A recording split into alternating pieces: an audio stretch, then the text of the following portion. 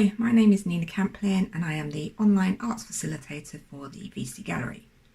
I'm going to just give you a few tips today on how to make stencils.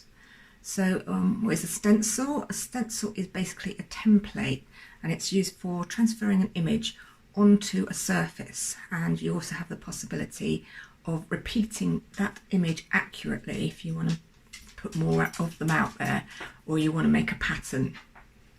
There's many stencils available to buy, but if you want to make your own, you know you will have something totally unique that nobody else has. You can use stencils for making decorative borders, fake wallpapers or tiles, a way of transferring an image onto a canvas, or for doing street art as a very quick way to form a large image onto a wall.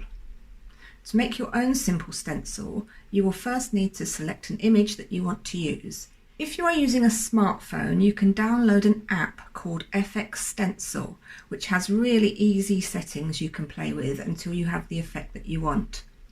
Alternatively, you can use the photo editing app that comes with your device.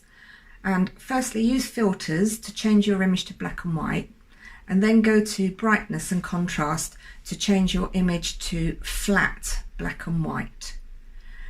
You can play around with the settings to get it the way you want it.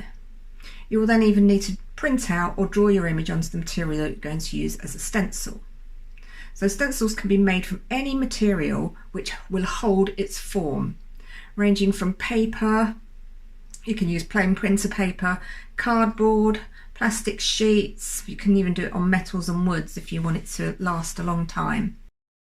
Once you have your image mapped out, you will need to cut out all the black areas using a craft knife.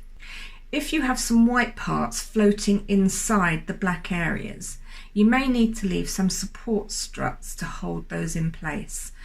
These will leave white lines in your stencil, but you can then paint them in again afterwards. Spray paint is probably the best medium to use with stencils, but acrylic paint can be applied using a sponge as long as you keep the paint relatively dry. Too watery and it will bleed under the stencil. I hope you found that helpful, and I will speak to you again soon.